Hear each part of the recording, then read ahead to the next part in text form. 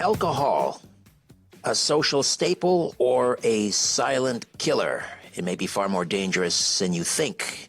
Maybe linked to cancer, environmental disasters, even addiction, of course. Pam Killeen's latest Substack seeks to uncover the shocking truths about alcohol and why maybe we need to rethink of its place in our lives. Pam is a health and wellness coach, the co-author of the New York Times bestselling book, The Great Bird Flu Hoax, author of the books Addiction, The Hidden Epidemic, and Survival of the Unfittest, How Wisdom Will Save Humans from Falling into Extinction. She's the host of the Circadian Reboot with Pam Killeen podcast. Hey, Pam, Happy New Year. Welcome back. How are you? I'm great. Happy New Year, Richard. It's great to be back. Happy New Year.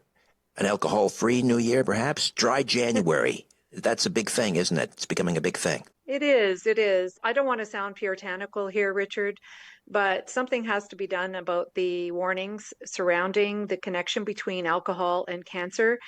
And I liken it to what happened with tobacco, for example. When I looked back in the history of our awareness around the connection between tobacco and cancer, I actually found out that the government knew in the 1920s that there was a connection between tobacco and cancer. And I see the same thing happening here. I think they've known about this connection for many, many years. Alcohol is very, very toxic. I liken it to embalming fluid, for example. It's not easy on the body. It's very hard on the body. And they know about this risk in increasing cancer. They know that there's at least 7 cancers associated with excessive alcohol consumption and other diseases as well. Other problems can occur because of alcohol. And so I think in January, people start to rethink their consumption of alcohol. I think they want to be healthier in the new year.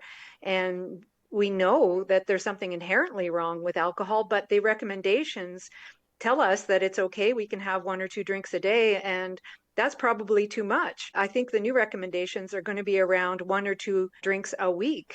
And that's a pretty radical change, if you ask me. I mean, we've been fermenting fruits and different things. I mean, it's almost as old as civilization, maybe even older. I mean, we didn't have cancer the way we have cancer, 100 years ago. I mean, alcohol consumption has probably gone up, but are you saying even in moderation? I mean, we keep hearing about red wine and the polyphenols that can be used, they can prevent damage to blood vessels and things like that. Are you saying red wine in moderation even isn't healthy? I think anybody can buy whatever research they want to buy if they want to sell a product. Unfortunately, our science has been hijacked by industry. And so whatever outcome they're looking for in order to sell a product, they will develop the science, the study around that. So I think you just have to be careful. I know myself, Richard, if I have even a little bit of wine, a little bit of alcohol, I have trouble sleeping at night. It completely throws off my circadian rhythm. And so I feel like crap the next day if I even have a little bit of wine. And I want to go out with my friends. I want to have a drink here and there. Again, I don't want to sound puritanical here, but it disrupts my biochemistry so much that it's not worth it for me. My sleep is far more important. And I can't tell you the number of people I talk to every day who tell me that if they have even a little bit of alcohol, it throws off their sleep. And just look at the consequences of throwing off your sleep. The next day, your reflexes are slower, your thinking is slower, you feel really down in the dumps. So I think the priority is that we honor our sleep and we don't do what we know will disrupt our sleep. And people tend to not want to talk about that, Richard. People don't want to talk about the fact that the alcohol is disrupting their sleep. And I don't know why that is. Maybe it's pride. But there's a definite connection there. And I think people also have to rethink their sleep and understand that it's a bigger priority than having some alcohol before you go to bed at night. You mentioned the environmental impact of alcohol. What do you mean by that specifically? Well, what I did was I looked into some alcohol spills that occurred in history. And one of the biggest ones I found was this Jim Beam spill that occurred in Kentucky. And they had a fire at the distillery and 40,000 gallons of whiskey spilled out into the Kentucky River and other waterways to the extent of 62 miles of contamination.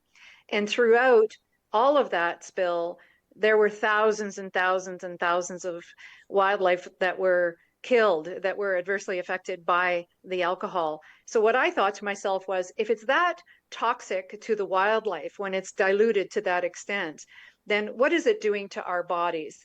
And I think there's some merit into thinking that we can talk about alcohol like we can talk about embalming fluid. It's like it's kind of pickling us in a sense.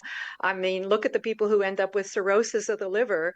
And the liver is critical to so many functions in the body, including our digestive system. So if we're pickling our liver and we're not digesting our food properly because our liver is weak, I mean, this is going to have a very damaging domino effect in the body. So, yeah, I think we need to learn from what has happened in nature to see what alcohol can do to us. You talk about the importance of natural sunlight and vitamin D in reducing cancer risks. How do these factors maybe complement efforts to mitigate the harms of alcohol consumption? Well, I don't know if you can mitigate the harms of alcohol consumption. I suppose it depends on how much you're drinking. But I did write a book back in 2010 called Addiction, the Hidden Epidemic. And I didn't know then what I know now about circadian rhythms and sleep and dopamine. This information really wasn't available back then. And so what happens with alcohol is it will disrupt your sleep and your circadian rhythm. And in so doing, that alone can trigger things like cancer in the body.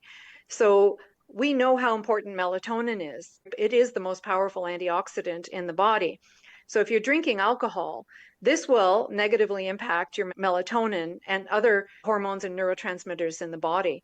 And so when you're drinking alcohol, throwing off your sleep, throwing off your circadian rhythm, this has all sorts of spin-off repercussions simply because it will throw off your sleep. And that is just something that, it just doesn't feel right. It doesn't feel good. And ultimately, I think we want to make healthy choices in our lives. And I'm not saying you can't have some alcohol with your friends once in a while, but people don't know. In fact, when this story came out about the Surgeon General wanting to put warning labels on alcohol, the story included information that said that 45% of the population doesn't know about the damaging side effects of alcohol. So if they do put warning labels on alcohol in the United States, it might make people think twice. I don't know if it's going to reduce consumption or not. It seemed to work with tobacco, but people need to think twice before they have at least too much alcohol too frequently during the course of a week. Pam, how do we read the Substack? Just type my name in with a Substack, Pam Killeen. I just started a Substack page, so I'll be publishing ongoing articles there. Pam Killeen, Killeen, Killeen.